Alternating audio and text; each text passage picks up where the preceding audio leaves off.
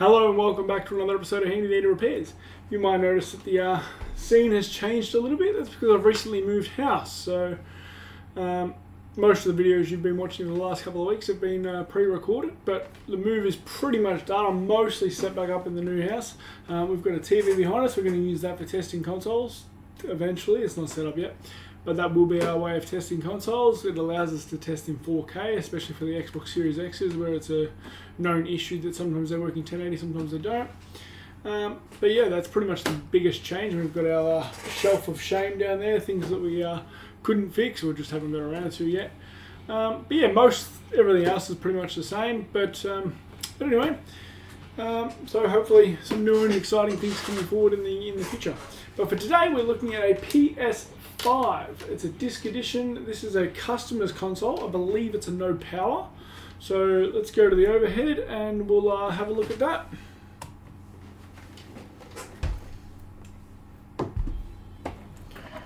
So first things first, we're just going to verify the fault. Okay, it has been opened before. So I believe it's a no power. We're missing a few screws there.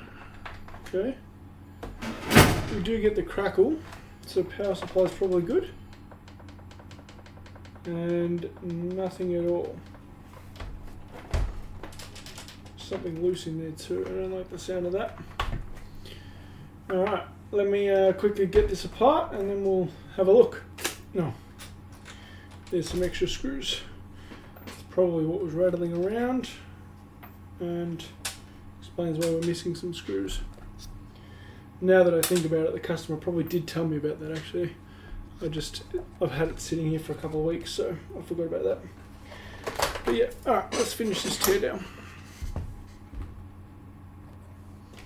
Okay, we're mostly apart. Still got it clamped in and that, but it's enough for now. So I'm just going to check some voltages real quick.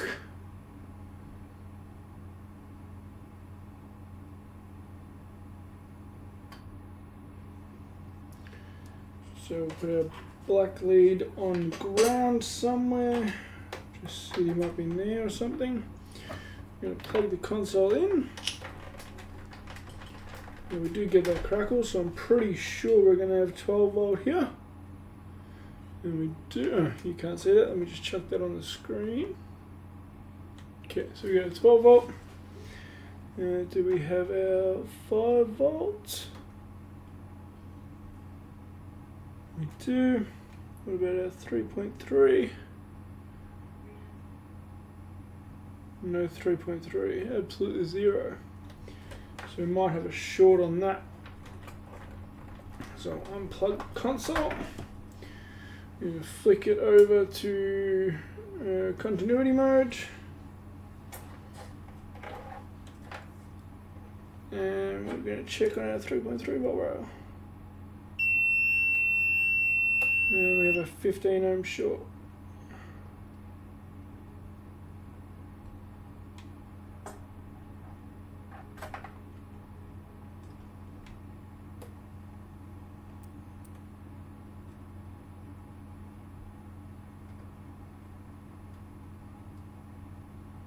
And now my short's gone.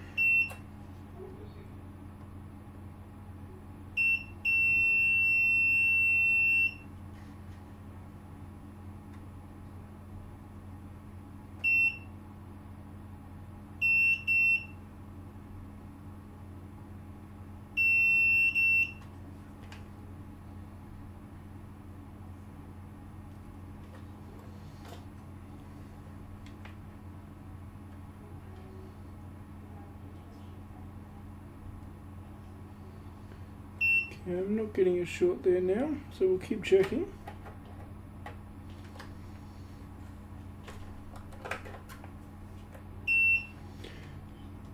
Check around some of these fuses.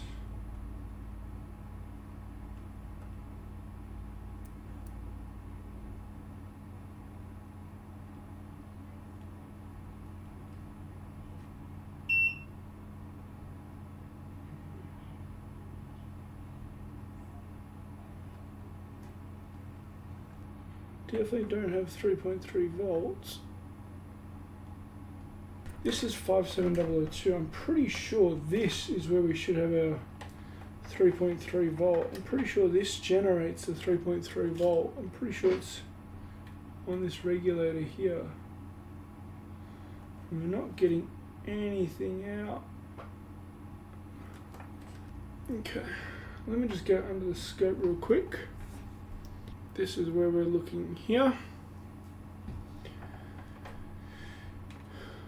So we have 5 volts on this row here.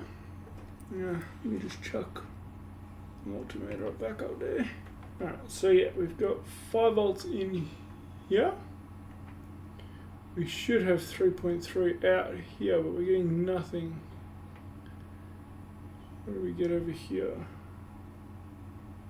Nothing there either.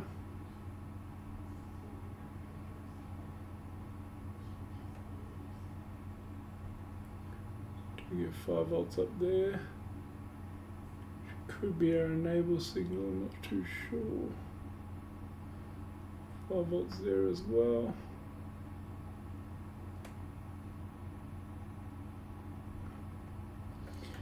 Okay, I'm thinking it could be this chip not giving us our 3.3. But we'll have a look at the back side of the board and just see if there's anything else that we can notice. It's a very early revision board. Okay, so we've got another power management IC down here. Go on there.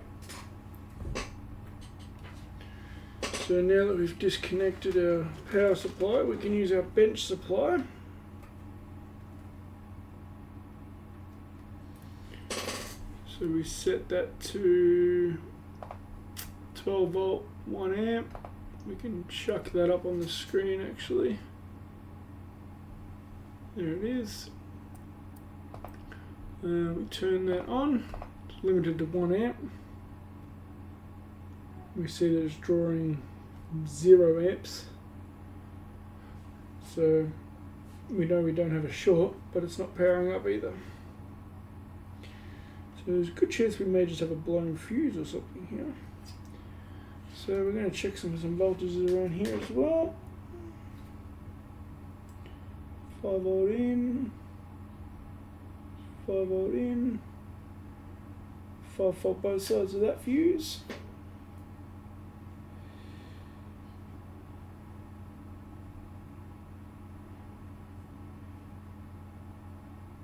Five volts both sides of that fuse.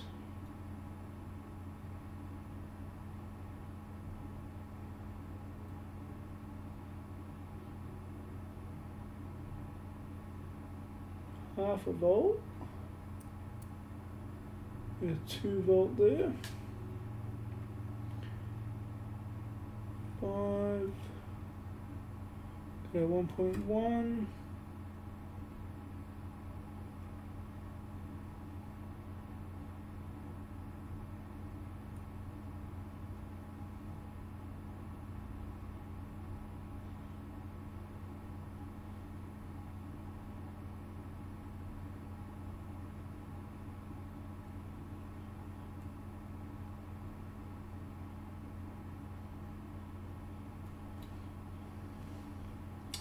Could also possibly be a south bridge. I don't think the south bridge actually generates the 3 volt, but I think it may generate a 3 volt rail. But I'm not too sure. Everything looks okay. I'm just trying to remember where it is that the 3.3 is generated. Can't remember if it's one of these power management ICs or one of the buck converters.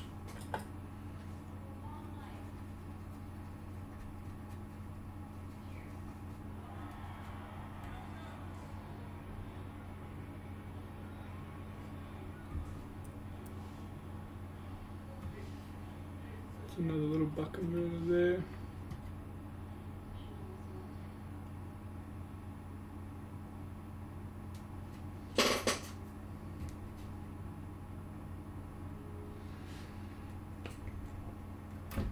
I'm inclined to think it's this one here. F7002, I'm pretty sure F7002 is where a 3.3 is generated, but I might quickly look that up, so give me a second. So this chip here is the only other one I can see that is meant to output 3.3, and it should be outputting it here. We're getting all our other rails, but we're not getting the 3.3. There's no short on the rails, so I'm going to replace this chip and see what happens. Let me check a donor board. Okay, I do have one here.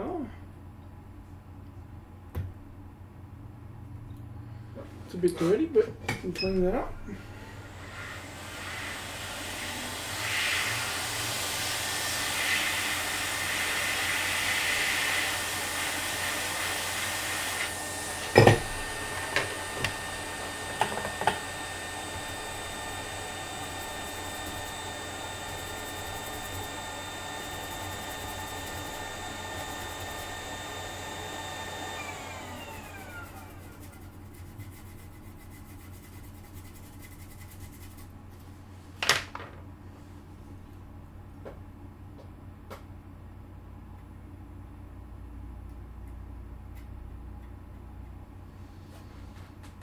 Okay, let's pop this chip off.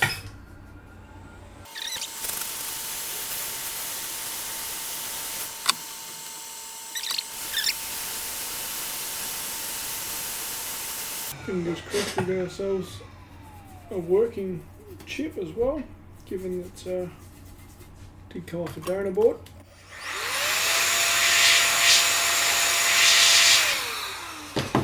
But that should be okay. Give that a few seconds to cool.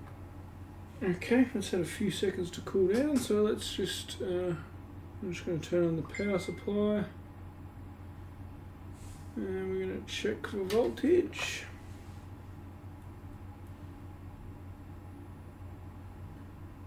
Still no 3.3 volt.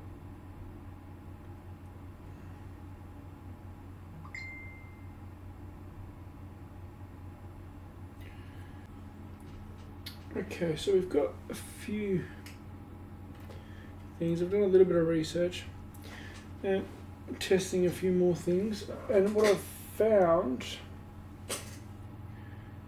is this chip here, which is just above the south bridge. We're meant to get 3.3 volt here, which we don't. We're meant to get, I think it's 1.1 here or something along those lines, which we don't. We get our 5 volt in. We get our 1.95. Where was it?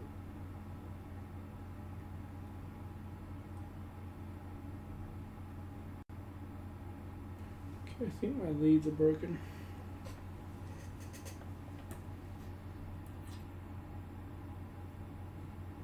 There we go. Okay, so now we're getting 5 volt there. We should be getting 3.3 here, which we're not. We get our 1.15 though. We also get our 1.9. Now, what I noticed is we are getting 3.3 here, which goes to our south bridge, and then we should get an enable signal back from our south bridge here, which we're not getting. So my suggestion now is that the south bridge itself is bad. So I'm going to try and swap that, which is just here, and let's see what happens there. So we're going to have to pop that off and pop a new one on.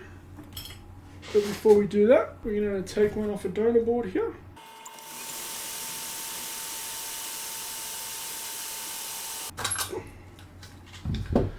And we're going to have to re-ball it, so we come in with our re-balling stencil for the south bridge, which is this one here.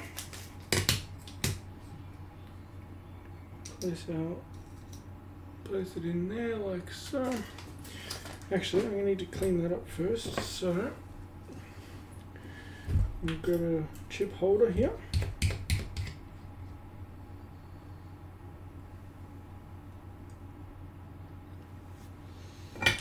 Just going to add a little bit of heat back into that.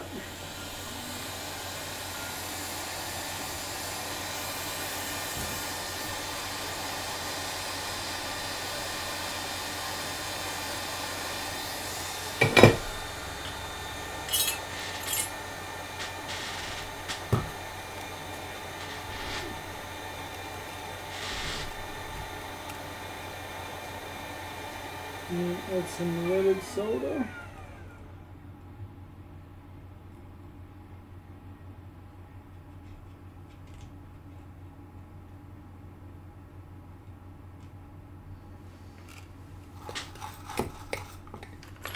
And come in with our wick.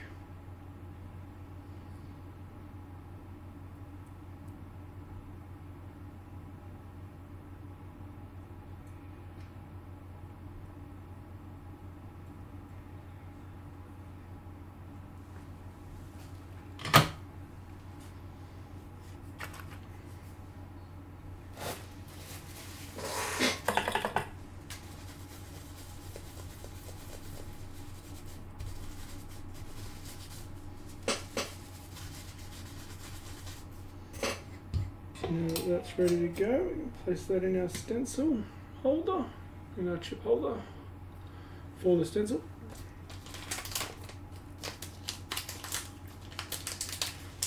Place our stencil on top in the right or correct in the correct orientation, which should be that way. Yep.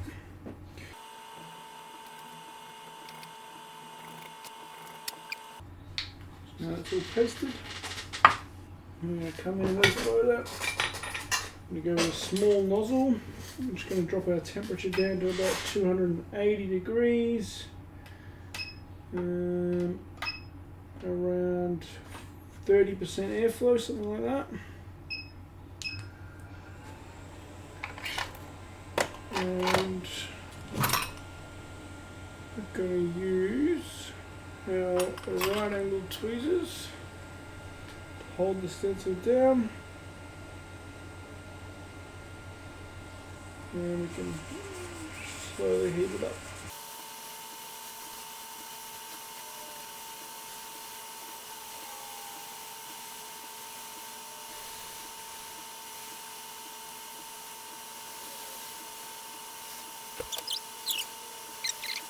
Okay, now I've reballed the South Bridge, but before I actually take this one off, I just wanted to quickly see if I can confirm it.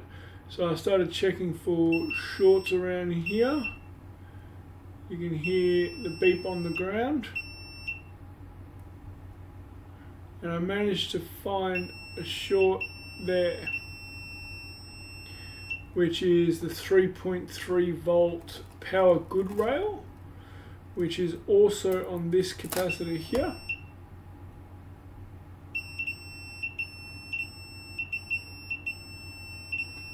So you can see that. So this is our ground here.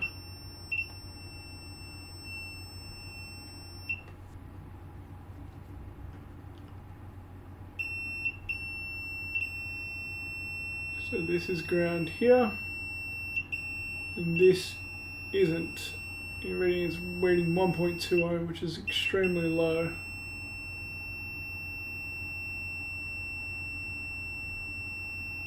Also 1.2. And I believe this big one here is also reading short. That's ground. It's reading 1 ohm. So I think that confirms that it is the South Bridge, that we have shorts on it. So now that we've got one reballed, which is here, just going to take it out of the stencil.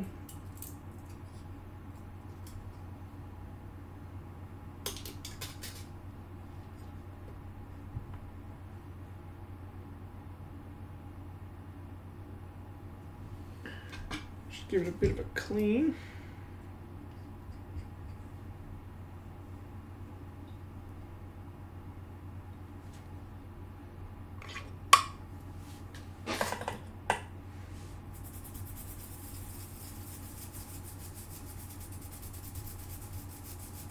just to remove any excess solder paste. Then we can come in with some flux and just give that a quick reflow, sorry.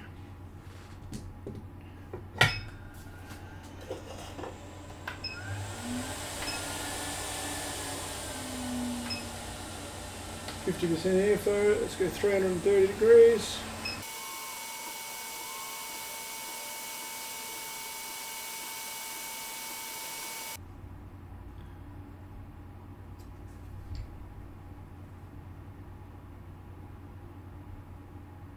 I think we're missing a ball.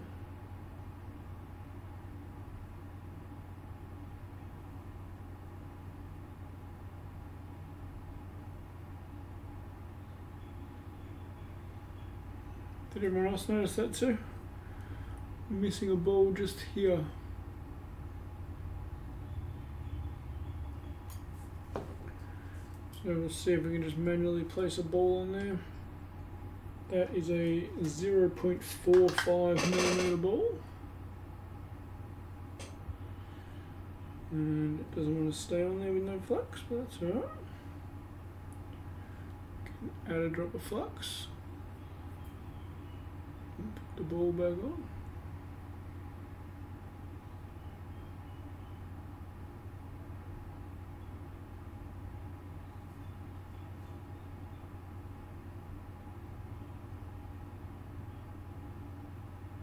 Looks like it might be a touch big. Hard to tell until it flows into place.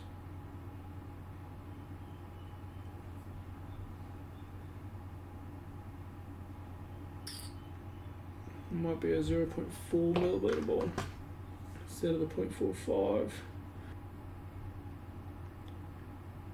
That looks better. 0.4 millimeter.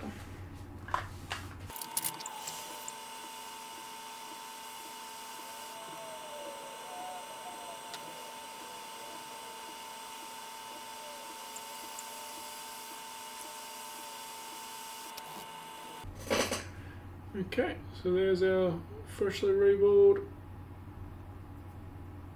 Southbridge.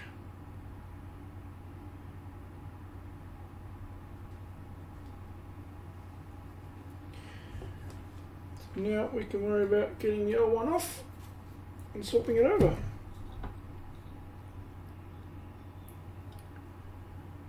So here's our Southbridge.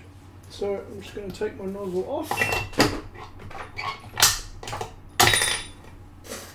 And I'm just going to heat at 440 degrees, 99% airflow, and I'm just going to heat around the chip and around essentially the whole board of this area.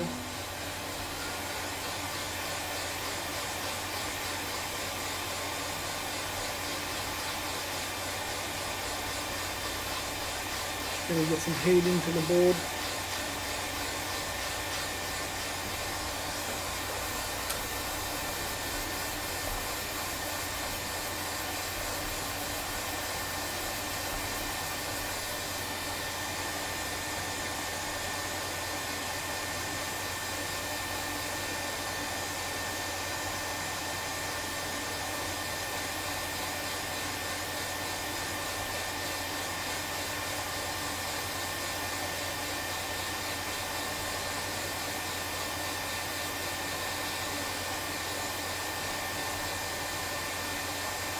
And slowly start bringing our heat more direct.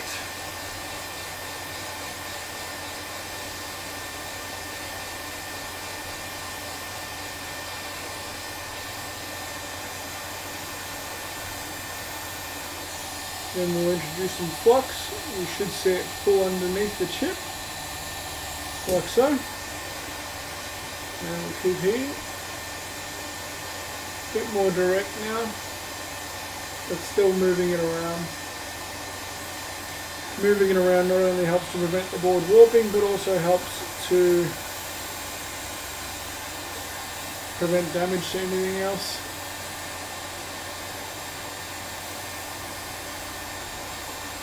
Including the chip itself, just in case there is nothing in this chip. Once we see the flux start coming back out, we know we're getting close. We'll just keep our heat moving. Just give it a tiny little nudge every now and then until we see it move.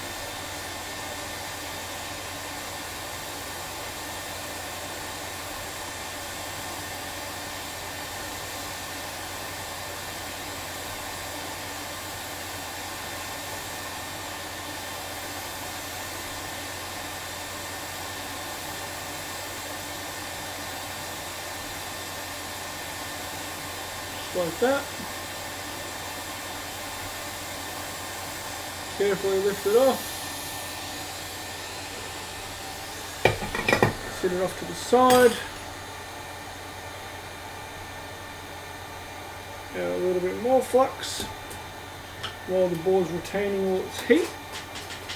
I'm just going to come in, add some leaded solder to the area.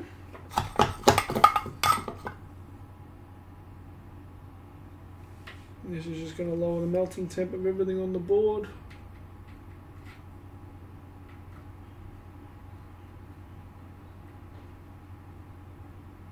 As well as helping to deoxidize anything that may be oxidized underneath.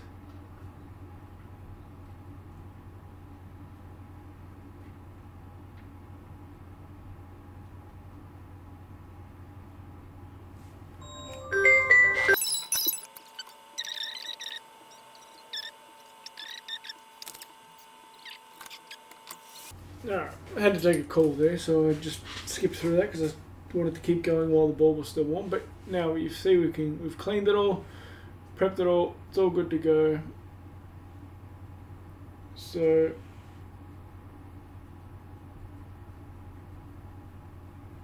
all seems okay. So now we're going to add a very, very small amount of flux. Spread that around.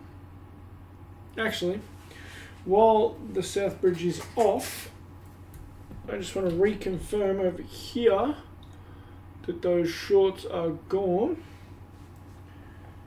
So we're still in continuity mode, so we should get a beep on ground, which we do, but our shorts are all gone. Okay. That is a good sign. Alright, so now back over here. We've got our flux down, just a small amount.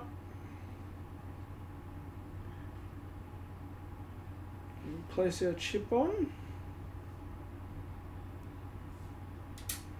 Making sure we get it in the correct orientation. I'm going to sit it on there and make sure it lines up. You can sort of feel it lock into place when you do this. It's hard to explain, but you'll know it when you're doing it. You'll feel it sort of lock into place like that. You can just feel that the balls are lined up. Just going to adjust that light a bit so we can see the flux. And then same thing, we're just going to heat the area nice and slowly, heat around, heat it all up, and eventually we should see the chip float into place.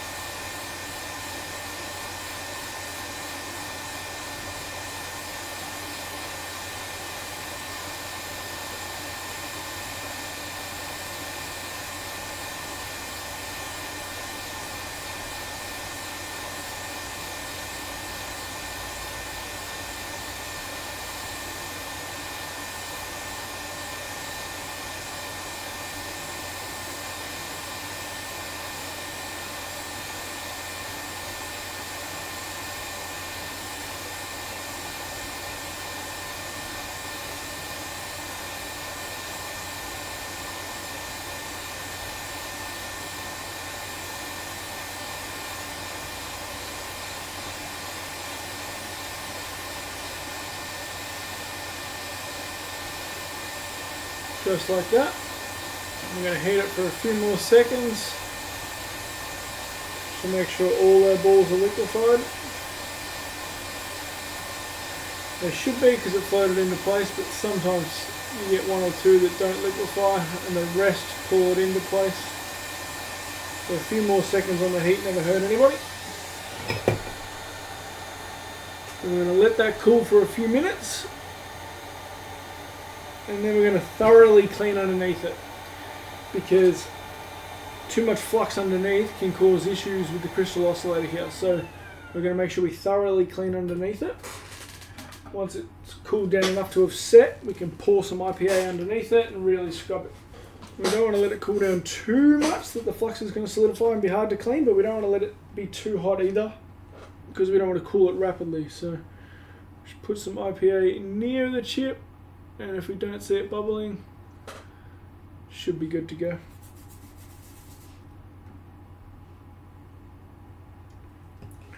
Pour lots of IPA, give it a real good brush underneath as best we can.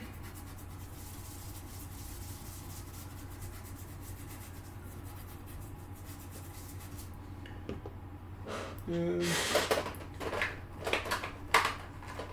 do the same with a long bristle brush.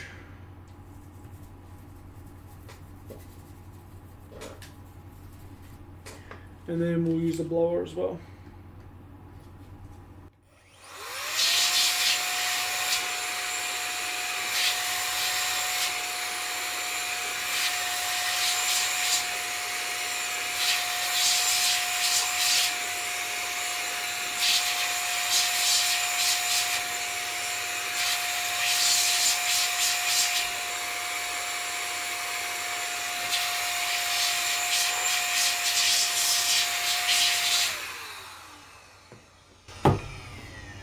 Okay, and that should be good to go.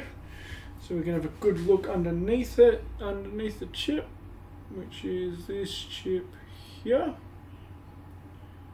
See our balls have got nice squash, they all look good there. Don't see any bridges.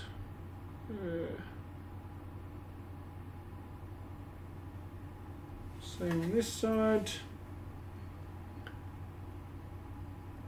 This side also looks good.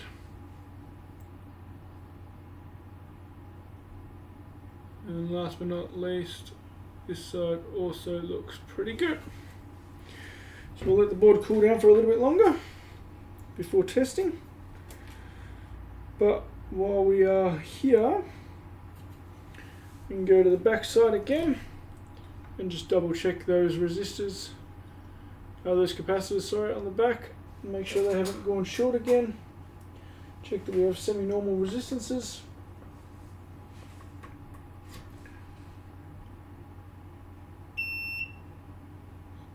There we go, no short,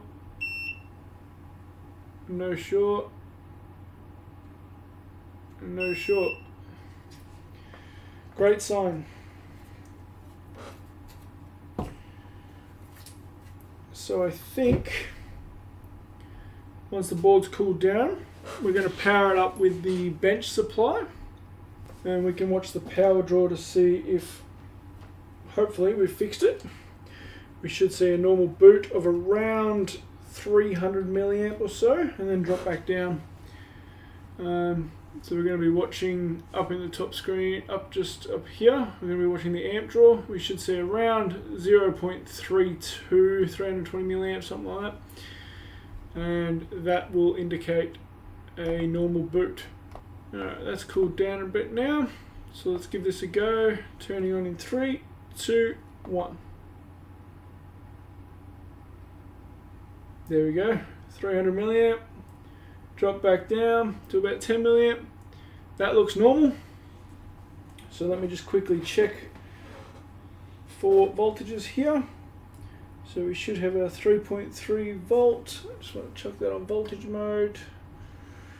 Should have 3.3 volts here. And we do. Wonderful.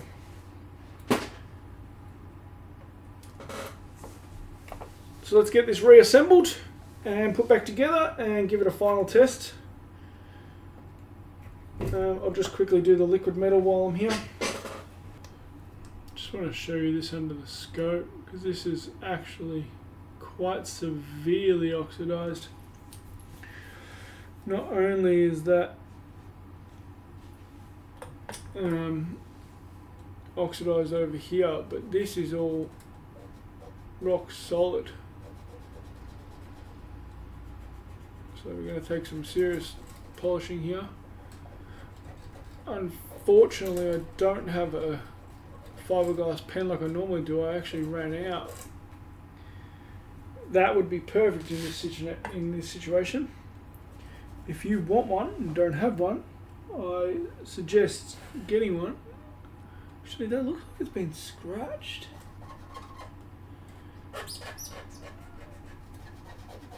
I wonder if whoever's opened it before has tried to re-spread the liquid metal or clean it with something sharp. So it looks like it's been scratched. Anyway, as I was saying, a fiberglass pen in this situation would be perfect. And if you want one, I've got one, an affiliate link to one on my link tree, which is linked down in the description. But in the meantime, since I don't have one, I'm just going to keep scrubbing. Okay. It has definitely been scratched before. It's the best I'm going to get it. So let's see how it spreads. If it doesn't spread well, we may end up just having to replace this for the customer because I wouldn't feel comfortable otherwise.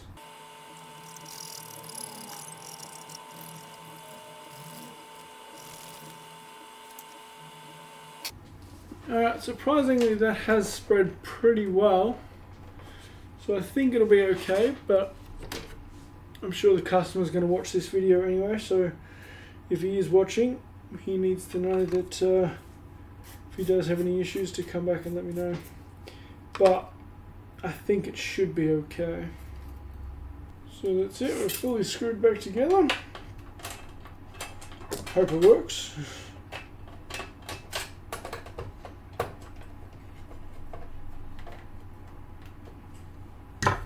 Alright, so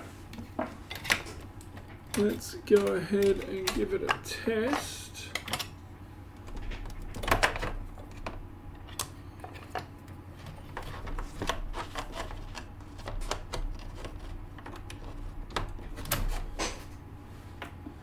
Just plug my HDMI in, plug in our power. And 3, 2, 1.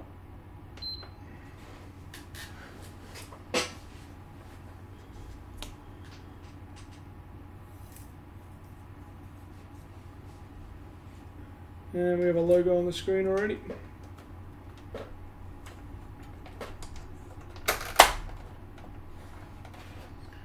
And it's rebuilding database. So once that's done, then I can hopefully sync up a controller and disable HDCP so I can show you that we're all up and running.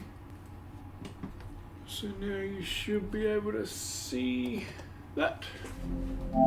Beautiful. There you go. We are working. Got a whole bunch of games on there. So check the error history. Was that the 1st of February, so it's been a little while. And the rest of December, nothing important. Cool, there we go. That's another fix. I'm just going to turn HDCP back off and disable it for the customer. But that's it, that's another fix. So hopefully we'll have a nice happy customer after this one. Big shout out to them for being patient with me. They actually dropped this off during my move, so I've had this console sitting here for a couple of weeks now. So thank you to them for their patience and their trust in me to get this fixed. I'm glad we could get it fixed for them. If you've got something you need repaired, feel free to get in touch. Otherwise, we will see you in the next one. Oh, and don't forget to hit the like, subscribe, and bell notification so you stay up to date and get notified when we post a video in the future. Thanks.